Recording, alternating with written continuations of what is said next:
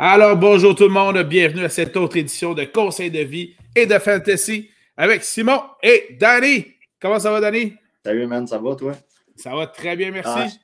C'est de ce c'est bord-là, c'est Danny, il est là, il est là. Ouais, c'est ça. Voilà. OK.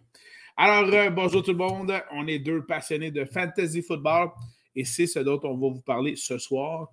Et une autre semaine folle de revirements, d'échanges, de signatures d'agents libres. C'est fou, c'est encore fou, mais c'est heureusement pour moi, c'est moins émotif cette semaine. Ce ne sont pas des joueurs qui m'appartiennent, donc j'ai moins le cœur qui rebondit à chaque nouvelle, c'est pas si mal. Ben, on va se le dire, là, c'est comme la bonne année cette année pour avoir un podcast durant l'entre-saison. Oui, tout à fait. Ça, c'est clair. Écoute, on va plonger immédiatement dans l'action. Allons-y avec le chandail que je porte en ce moment.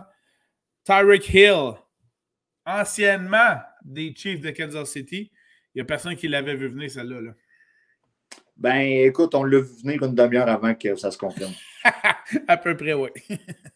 Tu sais, je t'ai envoyé un message. C'est qui? C'est Rappaport qui dit un blockbuster qui s'en vient peut-être? Tu sais, en gros, on a appris la nouvelle quand que il y avait, tu sais, quand Tyreek Hill on procédait un peu comme Watson, là, on va en parler tantôt. Là. Il a comme fait des entrevues pour deux clubs avec son agent pour savoir qu'est-ce qu'on allait lui offrir, tout ça. Puis, tu sais, on l'a su à ce moment-là. On n'a pas été au courant de négociations qui allaient mal. On n'a pas été mis au parfum là-dessus. On l'a seulement su vers la fin. Puis, tu sais, ça s'est joué entre les Jets et les Dolphins. Hey, je m'excuse. Mais c'est parce que tu parles de Patrick Mahomes comme carrière et tu as le choix entre Tua des Dolphins ou Zach Wilson des Jets. Là, j'essayais.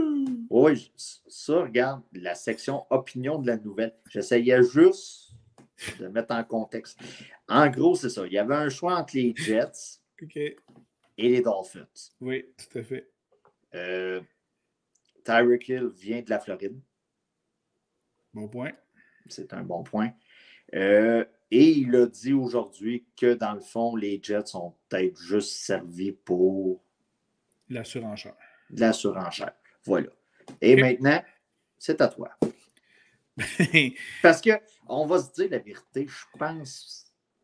Ben, tu sais, on est plusieurs à penser la même chose. Ça fait penser, tu sais, à notre chum. Notre chum a une belle blonde. Puis, tu sais, on le regarde et on dit. Ou, tu sais, l'inverse, là. Puis, on se dit, calme, il est chanceux. Il y a le beau pick-up, la belle maison, la belle fille ou le beau garçon, tout dépendant. On est inclusif. Et qu'est-ce qu'il y a, ce gars-là, pour être malheureux? Ouais.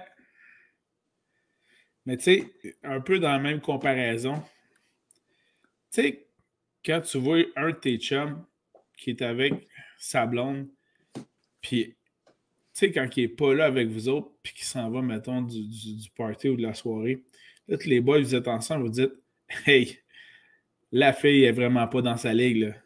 Tu sais, on se comprend, hein? Ben, c'est un peu ça, Hill, avec les Dolphins. Il y a de quoi qui marche pas, là. Ben, il y a de quoi qui marche. On est dans une ère où ce que la valeur des wide receivers, dans tout ce qui est négociation de contrat, ça a vraiment explosé. Est-ce que ça a rapport à Davante Adams? Probablement.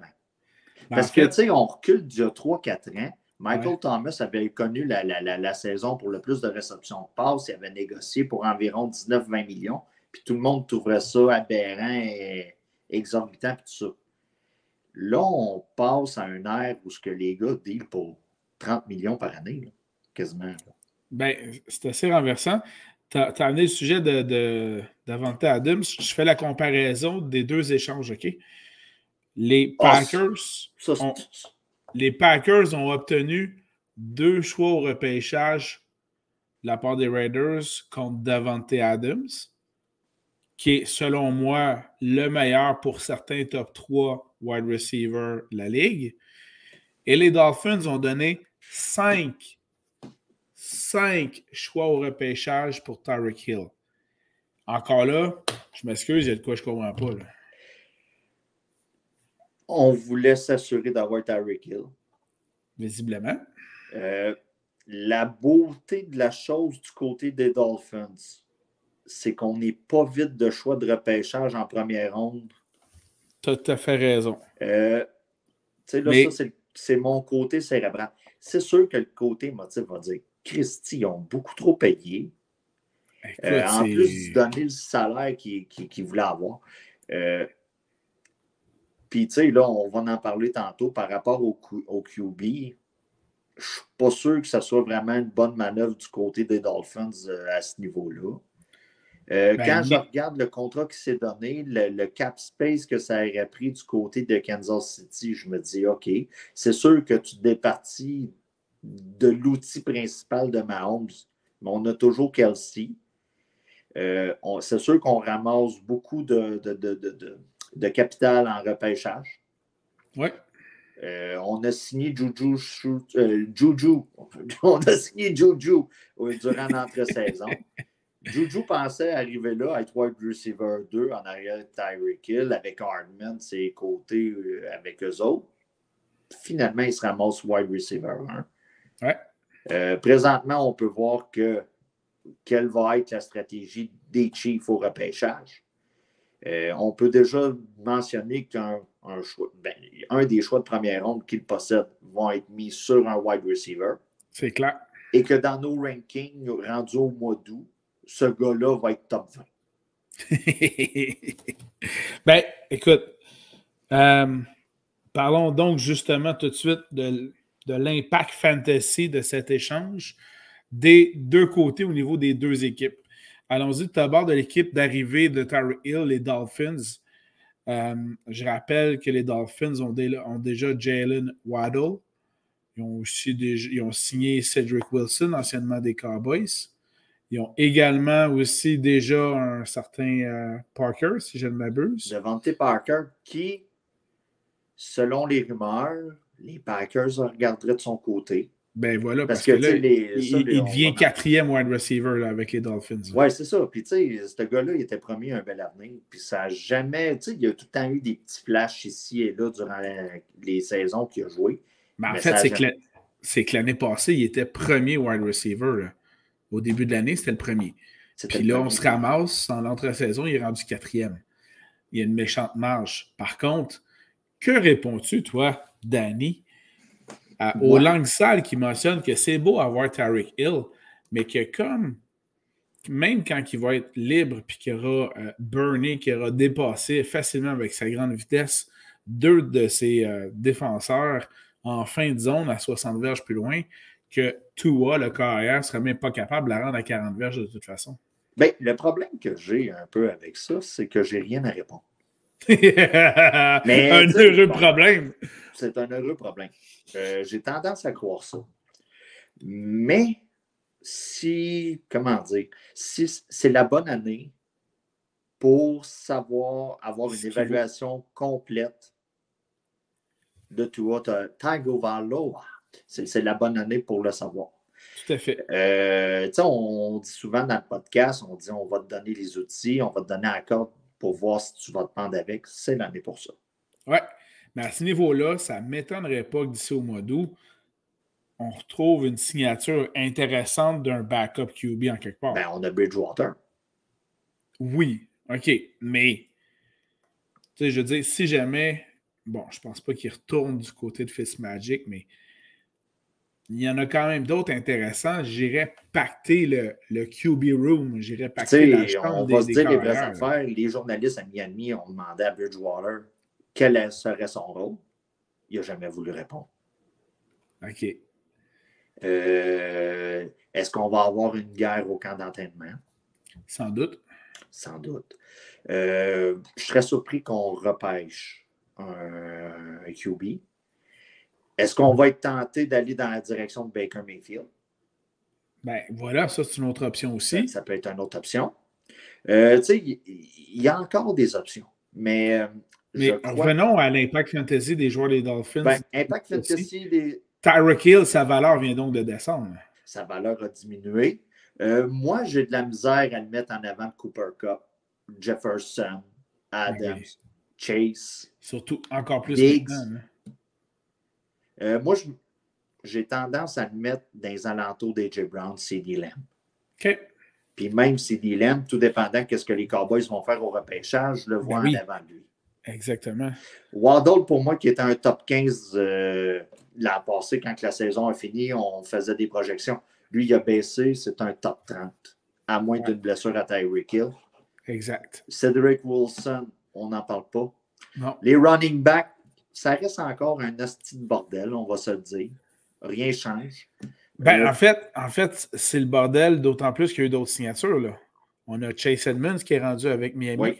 Ben, c'est ça. Là, Gaskin est toujours là. Gaskin, puis on a parlé la semaine passée. Là, on a trois.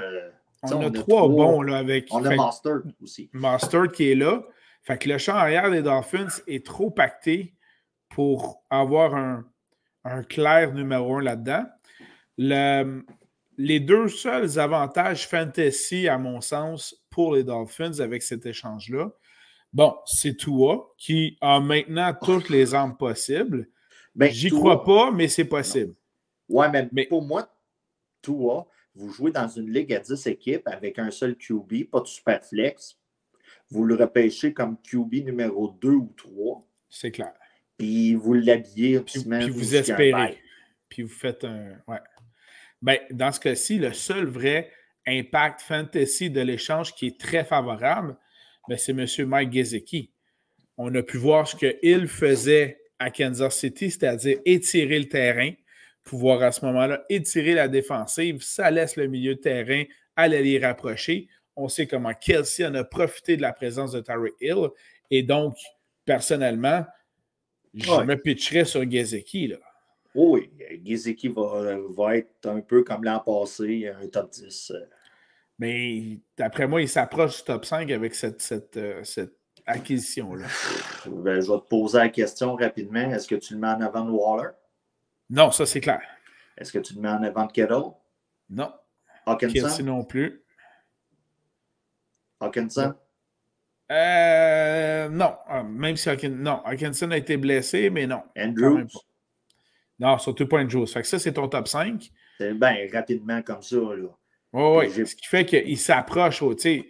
Je mettrais, dans ce cas-ci, je le mettrais 6e, là, Gesicki. Là. Ben, moi, je mets Knox puis Schultz avant. Moi, je trouve que Knox va avoir trop de... Il n'y aura pas assez de volume comparé à Gesicki, selon moi. Il y a le temps, là, on est au mois de mars, il y a le temps de se passer beaucoup de choses. Mais tu sais, c'est ça. Du côté de Miami, un des seuls qui a vraiment une valeur... Bénéficier de cet échange-là, c'est Gesicki. de ça, c'est Gesicki. Du côté de Kansas City... Exactement, allons-y. Moi, normalement, là, c'est sûr qu'on est toujours au mois de mars, je me répète encore. Ouais. C'est mon classement l'an prochain, normalement, au mois d'août, ça aurait été un genre de Allen, Mahomes, Herbert. Tu sais, là, ça aurait commencé comme ça. Ouais. Présentement, j'ai de la misère à mettre Mahomes en avant d'Herbert. Ça, c'est clair. J'ai de la misère, là, c'est sûr. On est au mois de mars, je suis peut-être émotif un peu, à mettre Mahomes en avant de Lamar. Ben, moi, c'est sûr que tu ne peux pas mettre Mahomes en avant de Josh Allen. Puis tu ne peux pas le mettre en avant de Josh Allen. Puis Joe Burrow là-dedans. Présentement, pour moi, je pense qu'il y a une plus grande valeur fantasy. Là, c'est sûr qu'on parle en mode redraft. Si vous êtes en Dynasty, vous gardez Mahomes, puis vous tenez à lui, puis il y a un wide receiver numéro 1 qui va arriver par repêchage. On commence à voir la boucane dans le ciel, puis on remarque qu'il se passe quelque chose. Mais pour le reste, puis tu sais, je te pose la question, Burrow ou Mahomes? Dans l'état actuel des choses, à cause justement de l'échange, ben moi j'irais dans ce que c'est avec Burrow, présentement. Bon. Prescott? Burrow. Tu veux pas Prescott? Non, non. Mais tu sais, c'est ça. Est-ce que sa valeur fantasy a diminué? Oui, à Mahomes. Oui. Mais est-ce qu'elle a baissé pas à ce autant que point-là. Rodgers? Non. Ben non. Fait que, tu Puis, sais, c'est ça, faut... à ce niveau-là, tu parlais tantôt de première ronde obtenue contre Tyreek Hill pour les Chiefs. C'est le 29e choix de la première ronde que les Chiefs ont obtenu. Bon, en plus du deuxième ronde, quatrième ronde de cette année, puis il y a 2 autres choix en 2023. Mais dès cette année, première ronde au 29e choix, tu as quand même un des top 5, 6, peut-être 7e wide receiver du draft. Ben, il n'y a rien qui Ça t'empêche peut de être donner suffisant pour être un numéro 1. avancé. Pardon? Il n'y a rien qui t'empêche d'avancer avec Mais non, parce que là, ils auront 2 choix. Fait qu'ils peuvent effectivement en échanger un pour pouvoir s'avancer, ou même 2, c'est pas un problème. Puis, fait que donc, ils auront quand même un des meilleurs receveurs de passe du repêchage s'ils optent pour cette solution-là. Et il y a quand même eu la signature de 2 receveurs de passe notables chez les Chiefs. Tu as parlé tantôt de Juju, Monsieur TikTok, qui va aller rejoindre le frère de Patrick Mahomes. Pour une grosse année. Oui, mais également, donc, l'ancien des Packers, Marquez Valdez-Scantling, donc MVS pour les intimes, qui a donc signé également pour les Chiefs. Ce qui fait que là, il quitte. Juju, pour l'instant, devient numéro 1. MVS, border numéro 2, numéro 3 avec Hardman. Tu sais, tantôt, on parlait de mauvaises décisions. Tu sais, MVS, là, on peut dire tout ce qu'on veut sur ce gars-là, du côté fantasy, mais le gars a été quand même wise de partir d'Aaron Rodgers pour Pat Mahomes. On s'entend qu'il gagne en termes d'âge. Tu sais, parce qu'on va se le dire, tu sais, Tyreek Hill, côté football, on sort du fantasy, le côté de la vraie vie. Ouais. Le gars se donne de la chaleur, de l'argent et du soleil. C'est à peu près tout. C'est pas mal juste ça qui se donne. On a un coach qui est à sa première année. Ouais. On a une organisation où le propriétaire peut être dans l'eau bouillante solide au cours des prochains mois. On quitte une très belle organisation des Chiefs pour une organisation qui a fait d'excellents moves durant l'entre-saison. Je ne remets pas ça en question. Mais avec un corps arrière qu'on n'est pas certain. Avec une organisation que tantôt, ça va peut-être être de la grosse merde à dealer avec ça.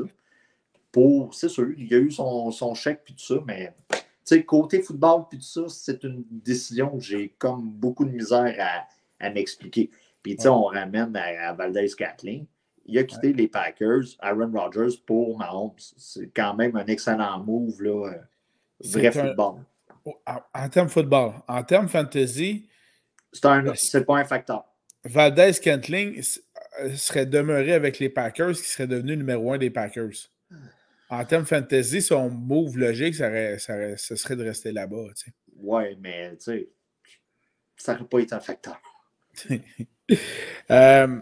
Puis donc, à ce niveau-là, en fait, l'impact fantasy, bien évidemment, je ne sais pas s'il pouvait avoir plus de volume encore, mais ça a l'air que Travis Kelce va peut-être avoir encore plus de volume. Oui. Fait que, donc, ça, c'est assez épeurant, là. Je veux dire, depuis je ne sais pas combien de saisons qu'il est dans le top 3 des meilleurs alliés rapprochés de la Ligue.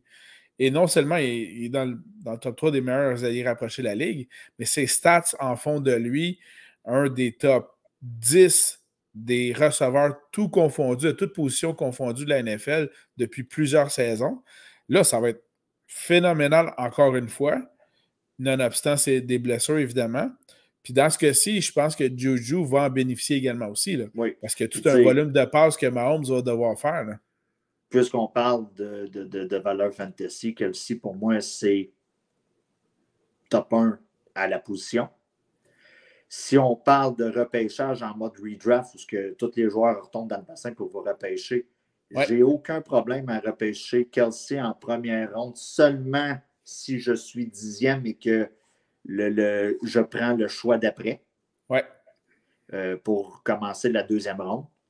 À la limite, tu le prends en début de deuxième. C'est un game changer. Tu es sûr à 90% du temps, à chaque semaine, gagner le face-off, le match-up à la position. Tout à fait. Puis, non, c'est ça. Ça, là-dessus, Kelce, Mahomes, c'est ça. Une petite baisse, mais il est quand même top 10 sans problème.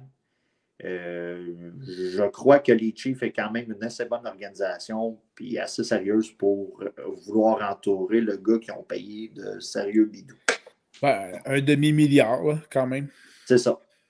Fait que c'est le même, moi, que je conclurais ça. Dans le fond, tous ceux que la valeur augmente puis descend, on vous l'a pas mal dit. Là. Super. Passons à un autre joueur. Watson? Ben voyons donc, pas Watson encore cette semaine. Mais pourquoi Watson. est-il encore dans l'actualité, Danny, ce de Sean Watson? Ben, la semaine passée, quand on a fait le reportage, Watson était à choisir ses équipes. Et tout dépendant du moment où ce qu'on a enregistré puis tout ça, il avait commencé à signifier à des clubs qui n'étaient pas intéressés à rejoindre leur rang. Finalement, je n'ai pas réécouté le reportage la semaine passée, mais il y a une possibilité qu'il ait refusé les Browns au courant de la semaine passée. Oui, puis c'est ce qu'on avait rapporté d'ailleurs. Et il a changé d'idée comme par magie durant la journée de vendredi. Est-ce que la magie inclurait 230 millions garantis? Fort probablement. OK. Il faut savoir que durant la semaine, avant de prendre sa décision, Watson appelait des chums pour dire « Je m'en vais avec Atlanta, venez me rejoindre. » Des gars comme Fournette et tout ça, il avait fait des démarches pour commencer à monter son équipe. Puis finalement, écoute, dans la journée de vendredi, on a su 230 millions. Échange avec les Browns de Cleveland. Notre ami Amari Cooper se ramassait avec un excellent corps arrière. Et il faut savoir que c'est le plus grand montant de dollars garanti dans un contrat dans l'histoire de la NFL. 230 millions garantis. Si vous êtes un pro-moralité, j'espère que vous avez bouché vos oreilles. Parce que là, aujourd'hui... Ça fait combien de masseurs, ça, 230 millions? Ça en fait un crise de l'eau. Puis tu peux en avoir plusieurs en même temps. Checkez vos tarifs. Fait que, en gros... Pour ceux qui ne le savent pas, il a été récemment acquitté de plusieurs poursuites de la part... Acquitté dans une place. Ouais. Mais Sauf que... Notre gars, il se promenait et il le faisait un peu partout. Sauf que, justement, on lui reprochait des massages qui n'étaient pas que thérapeutiques, disons-le comme ça. C'est ça. Puis, donc, il a été éclairé de plusieurs de ces charges-là la semaine dernière, ce qui a permis aux Texans de pouvoir exaucer son vœu et de l'échanger à une équipe. Dans ce cas-ci, Danny vous l'a bien résumé, même si ça ne s'en allait pas vers les autres, finalement, ça a été vers les Browns. Mais aujourd'hui même, 24 mars, jeudi, on a eu ce matin d'autres allégations qui sortaient et on avait déjà la mention qu'un jury de je ne sais quel comté américain allait donc poursuivre Watson. Et puis finalement, en fin de journée, on a appris que ce même comté-là donc ne comptait plus poursuivre Deshaun Watson. Mais bref, il n'est pas à l'abri d'une prochaine poursuite. Et c'est là où je trouve que les Browns, en lui donnant et en lui garantissant 230 millions de dollars pour son nouveau contrat, ils sont pris à la gorge, là. Ben, tu sais, je peux pas croire qu'on n'a pas mis une clause dans le contrat pour dire... Si le gars se fait masser ailleurs puis qu'il se fait pogner, on lui paye plus de l'argent. Tu sais, là, c'est sûr qu'il doit avoir quelque chose. Mais tu sais, ce move-là a amené plein d'affaires. Tu sais, à partir de vendredi après-midi, aussitôt que ça a été confirmé, il y a plusieurs dominos qui sont tombés dans les jours suivants. Ouais. Du côté fantasy, du côté de Houston, écoutez, ça va être la même chose que l'an passé. On semble vouloir s'en aller avec Mills, puis tout ça, il n'y a pas de problème. De ce côté-là, c'est la même chose que l'an passé. C'est la même chose, puis soit dit en passant, Mills avait des belles stats. Oui, c'est un franchement, comme QB3 dans vos ligues, il est intéressant. Ensuite de ça, pour les Bruns, Amari Cooper se ramasse wide receiver 1 avec une possibilité de top 10 avec Deshaun Watson. Le problème avec Deshaun Watson, c'est qu'on ne sait pas si la NFL vont essayer de sévir une genre de suspension comme Zeke Elliott a déjà eu il y a une couple d'années, une genre de suspension de 6 matchs.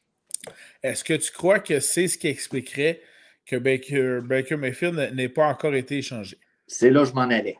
Okay. Il y a eu une signature. Jacoby Brissett a été signé comme backup QB du côté des Browns de Cleveland. Donc, moi, je m'attends à ce que Baker soit échangé. Mais le problème pour les Browns, c'est que dans la liste de Baker, il y avait les Colts. Ouais. Tu sais, je n'ai pas parlé des running backs des Browns parce que leur valeur va rester la même, selon moi, avec tout ça. Mais là, du côté de Baker, Matt Ryan a finalement passé des Falcons aux Colts. Ouais. Fait que là, lui, notre petit ami, il se retrouve un peu dans le néant. Tout à fait. Fait que là, tout le monde se disait, ah, ben là, les Falcons vont aller chercher Baker. Non, on a été chercher Marcus Mariota, qu'on a signé pour 2 ans, pour aller à Atlanta. Fait qu'il y a plein de manœuvres comme ça qui sont arrivées. Fait que là, il faut checker toute l'analyse fantasy de tout ça. Là. Ça va être voilà. Puis si on revient au brun, donc la valeur de Cooper, tu l'as bien mentionné, donc rehaussé, possible top 10. Super intéressant avec l'arrivée de Deshaun Watson. Je suis d'accord avec toi là-dessus. Il y a toujours un certain People Jones qui est présent à Cleveland. Oui. Dans ce cas-ci, sa valeur vient quand même d'augmenter parce que lui, l'année passée, il était en arrière de Landry. Ben, oui, mais là, il y a des rumeurs comme quoi un intérêt d'OBJ à revenir à Cleveland? À revenir à Cleveland. Parce que là, il jouerait avec Deshaun Watson. Est-ce qu'il jouerait avec Deshaun Watson? Okay. C'est dans l'air, mais là, OK. Donc, est-ce que ça va se faire avoir? Mais également, avec l'arrivée de Watson et le départ de Austin Hooper, c'est la valeur de Njoku comme ailier rapproché qui a également grimpé en termes de fantasy. Là. Mais tu sais, j'ai tout de même de la misère à le voir top 10. Ça, je te l'accorde. Moi, je vois top 12 quand même. Ça va être un bon remplaçant en cas de blessure. C'est là où je m'en allais. Ça va être un bon remplaçant à avoir sur son banc en cas de blessure ou en cas de bye week. C'est votre allié rapproché numéro 2 dans votre équipe, dans le top 12 selon moi, avec juste ce qu'on appelle en anglais des upsides, avec juste un côté où ça peut juste être meilleur là, de ce côté-là pour lui. Ensuite de ça, si on s'en va du côté,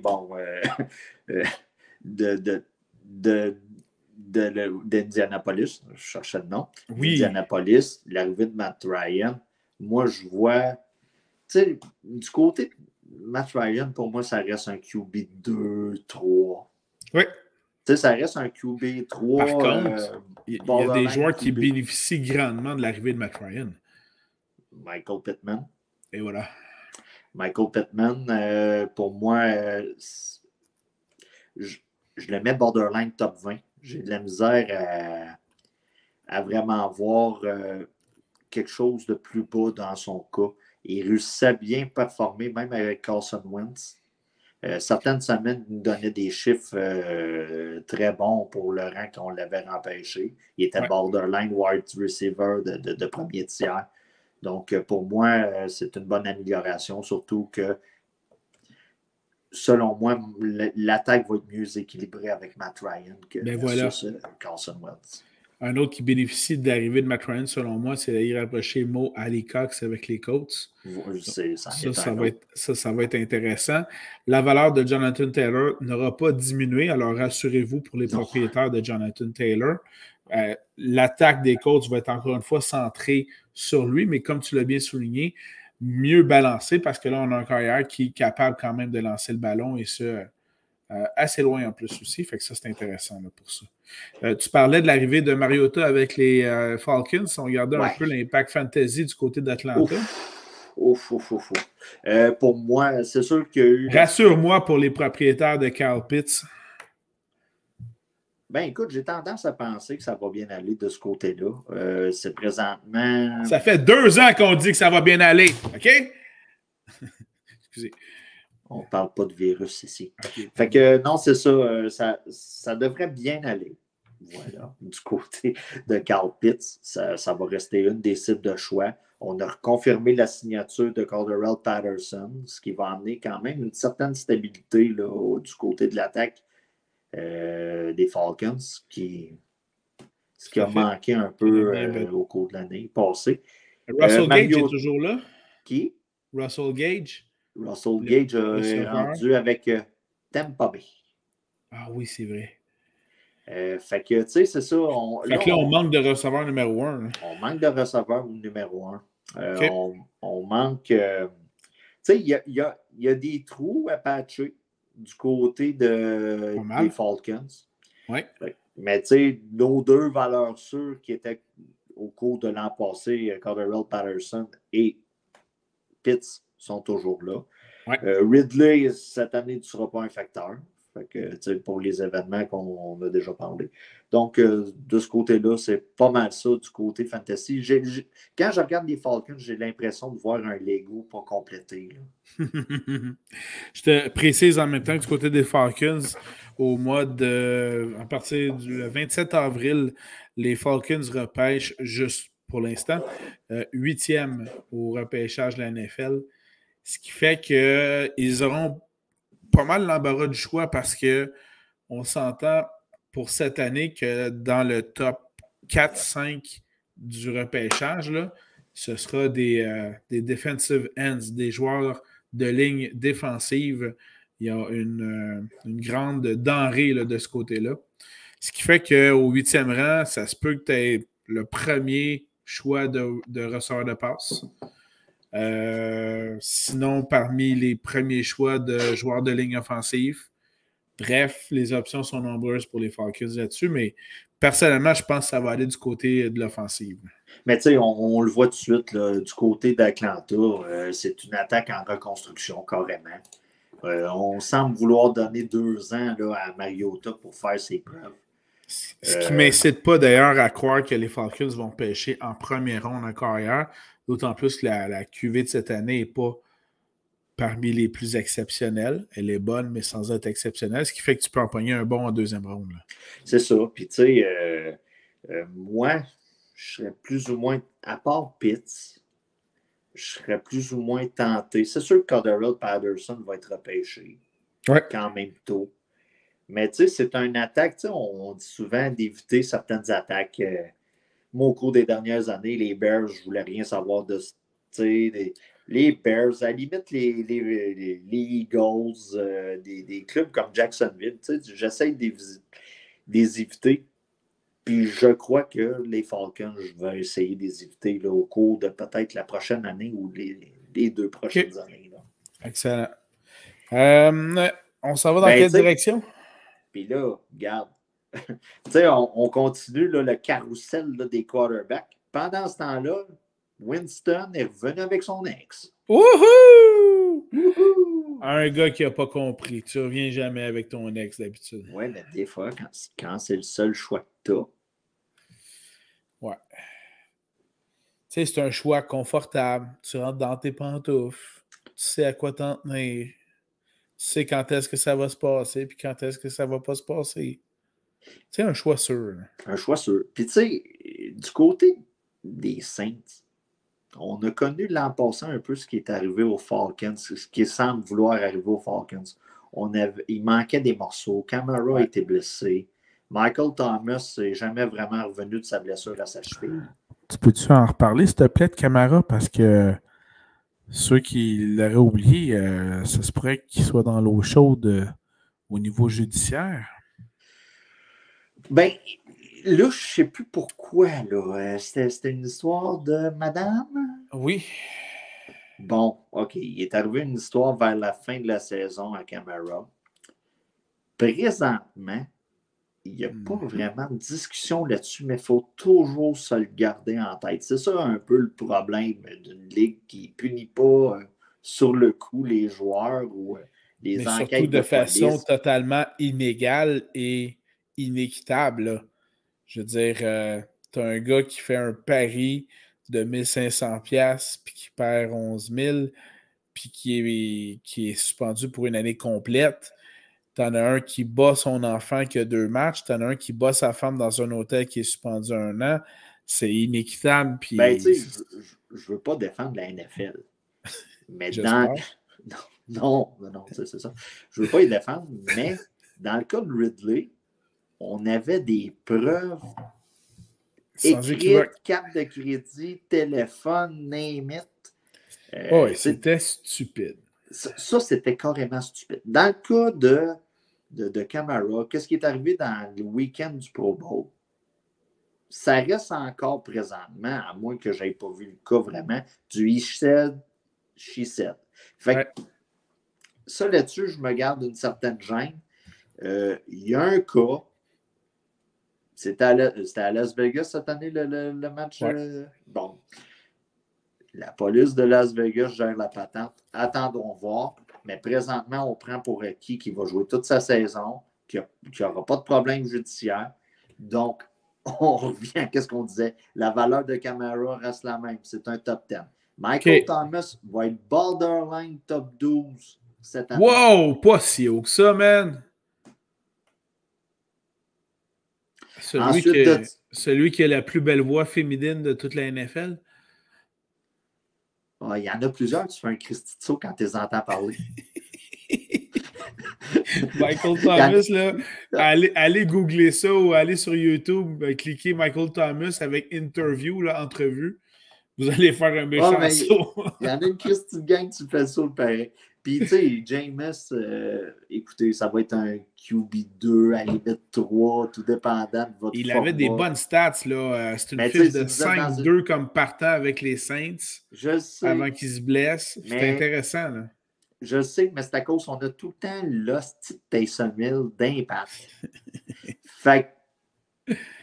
Le couteau suisse qui récidivise. Oui, c'est ça. Le couteau suisse qui ne coupe pas. Fait que, tu sais, c'est ça.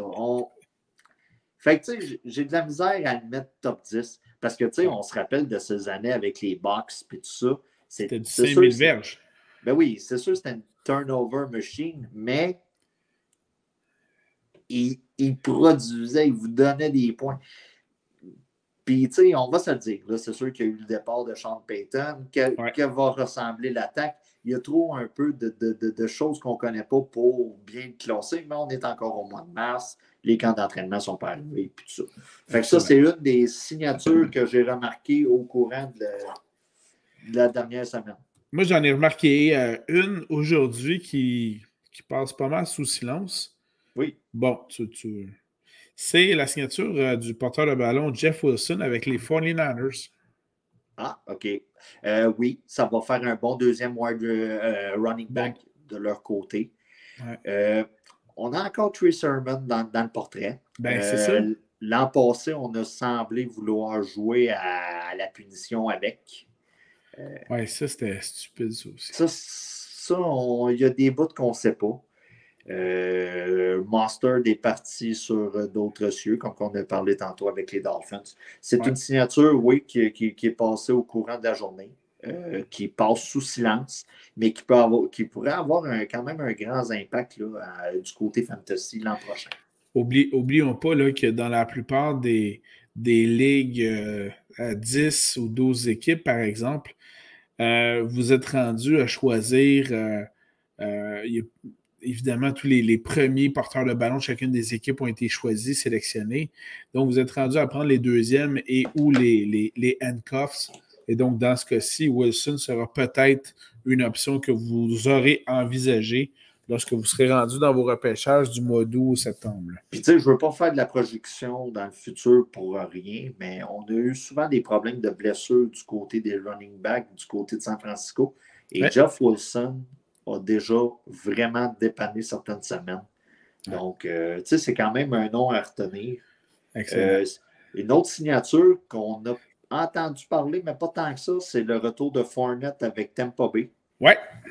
Ça, c'est la situation idéale de son côté. Il a été faire Fournette. Pour Fournette. Il a été faire des petits yeux doux du côté des Pats. on est tous contents qu'il ne soit pas mis dans cette espèce de brassée de lavage, de linge sale du niveau des running backs, là, des Pats. C'est le running back numéro 1. On revient, l'attaque va être pas mal la même, le retour de Tom. On a ajouté Gage au poste de wide receiver. Donc, tu sais, Fournette va être un top 12, selon moi, facilement. Tout à fait, tout à fait. Puis là où ça vient faire mal, c'est ceux qui disaient, bon, ben, Fournette est un agent libre, il signera peut-être pas avec Tampa Bay. C'est peut-être l'année de Ronald Jones. D'autres disaient, ben non, c'est l'année de Keyshawn Vaughn qui ont repêché il y a à peine 2 ans, puis qui n'a jamais eu d'espace pour éclore. Et non, ce ne sera pas leur année encore. Non, ça va être encore l'année de Fournette. Tu sais, on va se le dire, là, attendre après Ronald Jones puis Keyshawn Vaughn, ça s'en vient tranquillement pas vite une tradition. Donc, ça, c'est jamais vraiment bon signe quand on parle de fantasy. Effectivement. Tu parlais des Bucks. Écoute, il y en a plusieurs qui reviennent. Évidemment, le retour le plus notable est celui de l'ex-retraité Brady. Ce qui fait que Brady, on peut entrevoir sa valeur fantasy est redevenue aussi haute qu'elle l'a été l'année passée. Là. Je veux dire, Godwin est là, Evans est là, on a signé Russell Gage. Il reste à voir au niveau des alliés rapprochés, évidemment. Gronk est toujours agent libre. Mais les porteurs de ballon sont là. Ils ont perdu quelques joueurs de ligne, par contre. Là. Oui, mais tu sais, on s'entend que du côté de Brady, on va réussir à tirer son épingle du jeu. Ben oui. C'est un top 5. L'année passée, si je m'abuse, il a fini top 3. Ouais. Si c'est pas même, s'il n'a pas fini deuxième, selon toujours comment vos points sont calculés. Fait que, tu sais, de ce côté-là, Tom Brady, pour moi, il va peut-être avoir régression, mais ça va avoir rapport à l'âge plus que d'autres choses. Donc, tu sais, si vous l'avez, vous l'habillez à chaque semaine, puis il n'y a pas de problème de ce côté-là. Une autre signature qui a passé, ben, c'est une transaction de ce côté-là. Là. On n'a pas parlé de Robert Woods, d'échange entre les Rams et les Titans. Ouais. C'est sûr que pour Woods, c'est peut-être pas la meilleure chose qui pouvait y arriver. Ben, en fait, c'est pas la meilleure situation en termes de qui va lui donner le ballon. C'est pas la pire. Parce que, exact. On va se le dire, ça aurait été bien qu'il se ramasse soit avec les Packers ou peut-être les Falcons. Tu sais, une place où il serait devenu wide receiver numéro 1. Oui, tout à fait. Mais tu sais, il se retrouve à côté d'AJ Brown. Ben, c'est là où sa valeur fantasy, disons-là, il était 2e ou 3e là, avec les Rams, mais en même temps, c'est une grosse machine offensive, c'est Stafford, c'est intéressant pour ça. Mais Tannehill Hill n'est pas à dénigrer, et surtout, en étant l'acolyte de A.J. Brown, A.J. Brown va continuer d'attirer les premiers demi de coin, puis c'est lui qui va attirer les doubles couvertures aussi.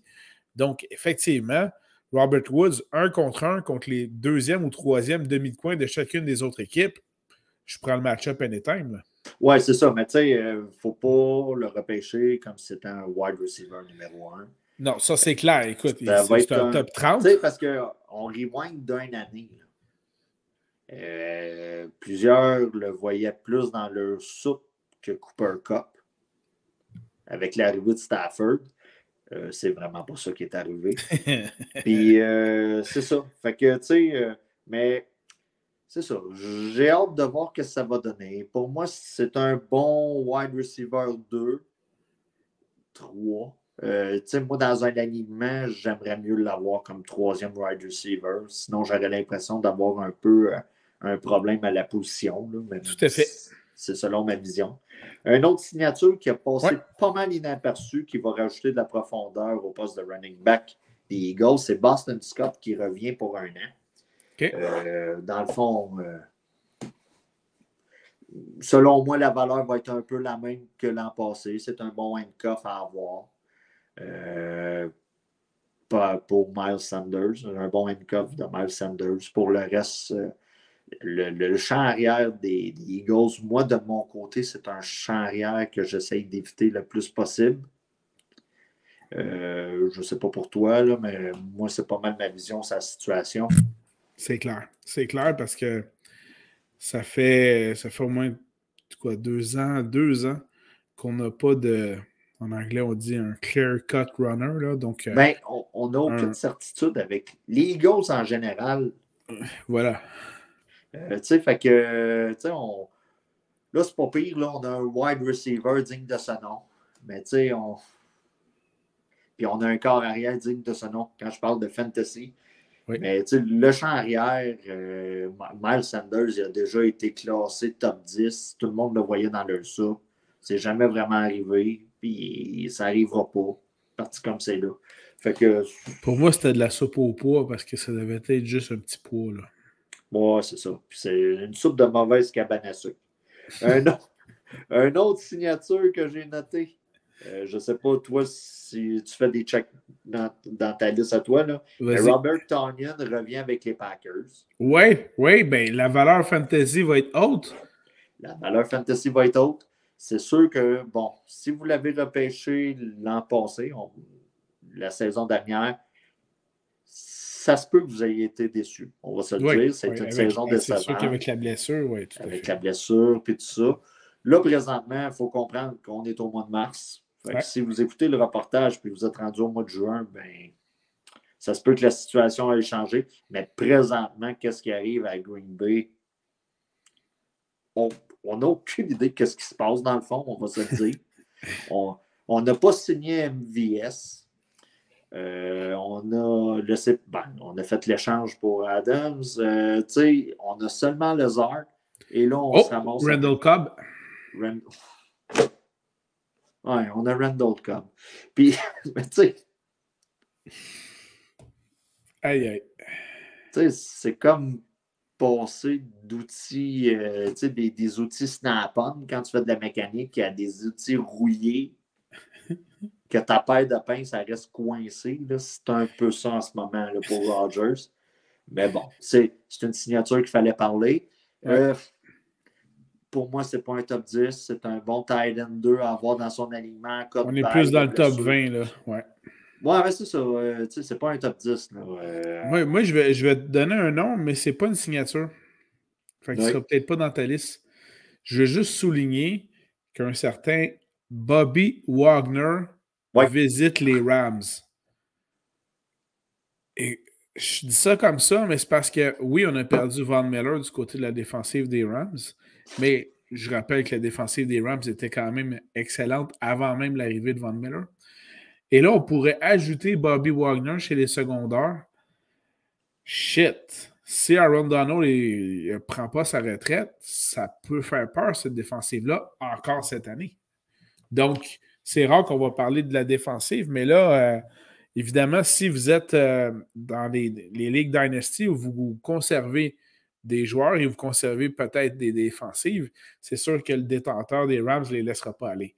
Mais dans un redraft où tous les joueurs et les équipes sont remises dans un paquet puis qu'on pige dans le tas, là, la défensive des Rams, évidemment, pas dans les premières rondes, mais la défensive des Rams sera une des premières défensives qui va être sélectionnée là, dans un repêchage. On va reparler de défensive un peu plus sérieusement dans les alentours du mois d'août. Mais c'est le moment de rappeler que si vous faites des repêchages un peu plus tôt, de ne pas repêcher une défensive en 7e, 8e, 9e ronde. Et c'est le moment où je répète ma stratégie, que je stream à chaque semaine mes défensives selon le match-up. Dans les ligues que je peux le faire, c'est sûr que s'il y a des ligues où je dois regarder les défensives comme la tienne, mais c'est ça, c'est une bonne défensive à avoir. Et les Rams, s'ils vont le chercher, ben, ils sont encore des prétendants sérieux pour le Super Bowl. Voilà. Je te laisse continuer ta liste. Rashad Penny qui a signé 1 an avec les Seahawks. Ouais. Très grosse fin de saison pour Rashad Penny. On va se dire la vérité. Ouais, en termes fantasy, c'était extrêmement payant. Oui, c'est ça. Puis, je le mentionne parce que je crois qu'il va être repêché trop tôt. Parce que beaucoup vont se souvenir de la fin de saison. Présentement, c'est ça. La situation avec les Seahawks change. On passe de Russell Wilson à Drew Lock. Donc, c'est ça. Tu sais, il va y avoir des changements. Donc, j'imagine qu'on va attendre un peu plus de pied ferme les running backs sur les jeux. Fait que... Oui, en effet.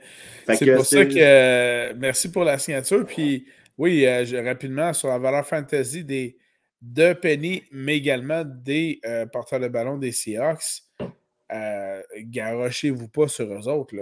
Tu as Drew Lock, tu l'as dit.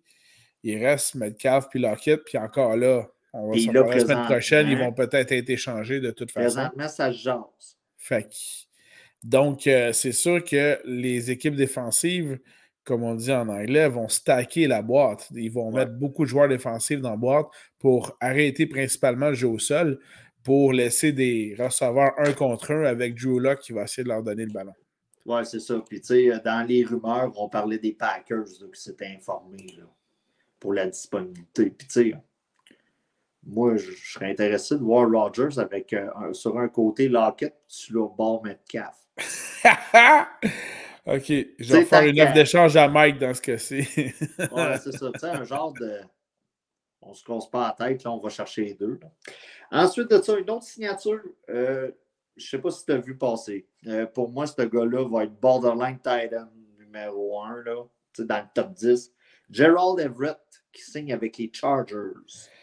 Ouais, mais les Chargers, ils ont-tu encore Jared Cook? Je ne sais pas. Ben, il me semble que oui. Oui, ben tu sais, c'est ça. C'est quand même une bonne signature. On rajoute des armes à quelqu'un qui n'en a pas besoin vraiment. Ben là, il y avait déjà Keenan Allen, ils ont signé Mike Williams cette année. Il y a Jared Cook, puis là, en plus, ils viennent d'ajouter Everett. C'est ça. Ils ont encore Eckler puis Justin Jackson dans le charrière. On connaît tous quelqu'un qui est capable de bâtir un moteur avec 2 branches d'arbre puis 3-4 barils d'huile. Ben, OK. Présentement, Justin Herbert, c'est un peu ça avec une attaque. On y rajoute des outils intéressants. D'accord. De plus. Puis, on vient contrer les blessures dans ce cas-là s'il arrive quelque chose. Mais on s'entend que l'apport fantasy est moins. Et pas le plus grand pour Everett. Présentement, mais au mois d'août, ouais.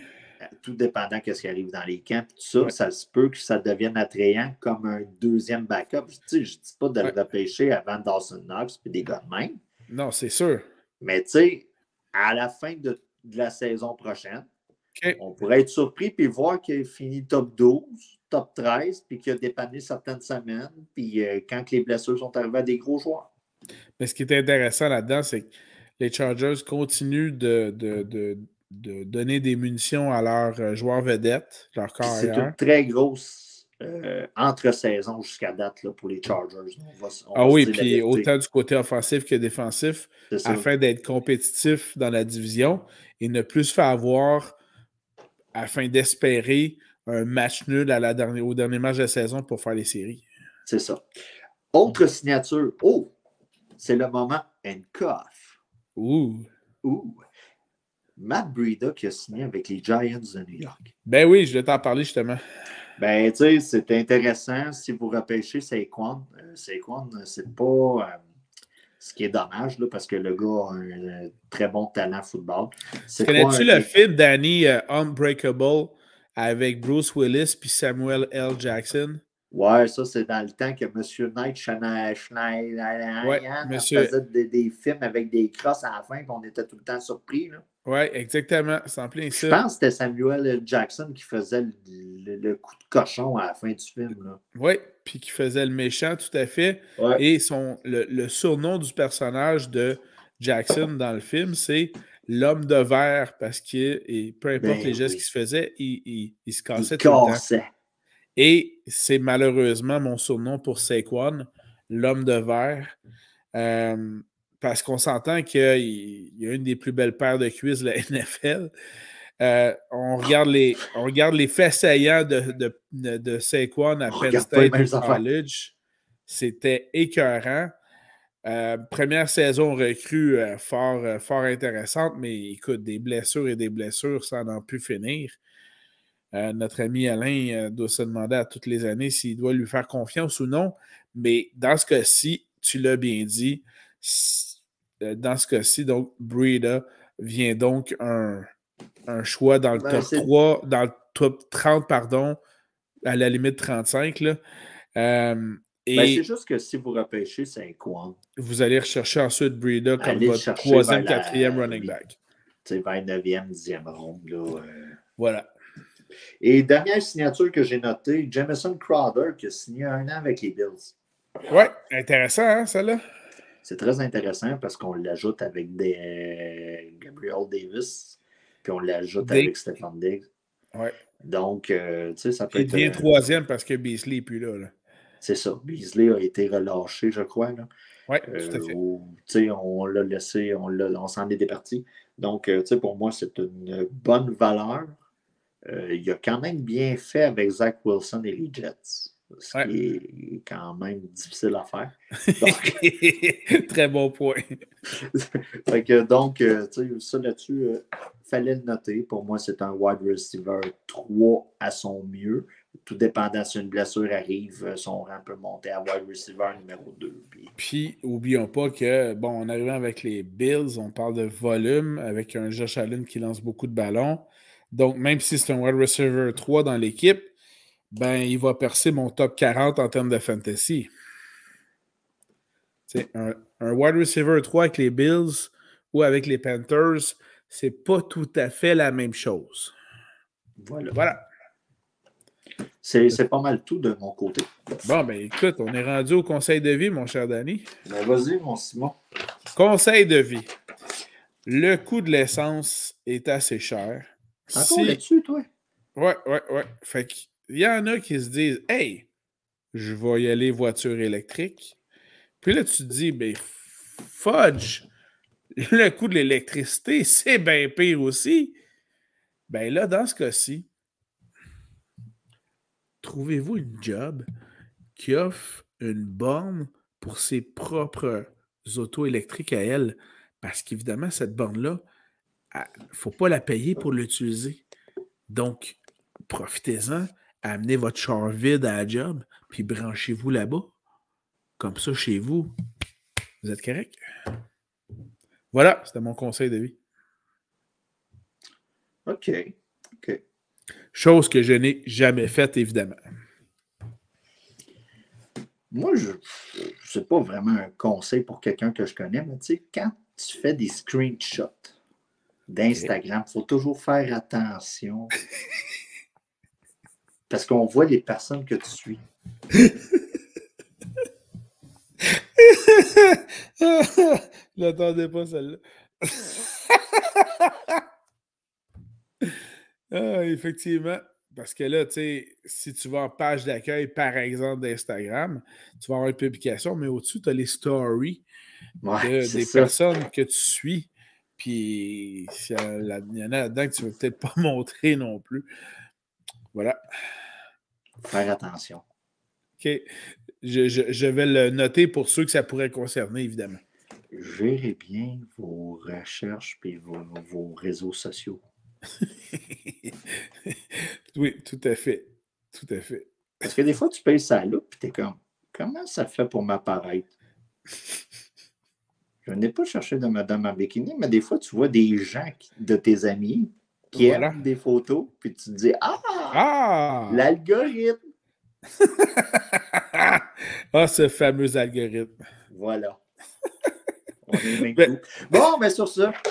Ben, merci beaucoup, Danny, pour cette belle édition aujourd'hui. On se reparle la semaine prochaine, puis je suis sûr de toute façon que dès demain, il y aura un paquet d'autres échanges, puis qu'on aura plein d'autres sujets à discuter la semaine prochaine. Voilà, salut Julie pour moi. Alors, bonne journée tout le monde. Salut, Danny. Bye tout le monde. Bye. Merci.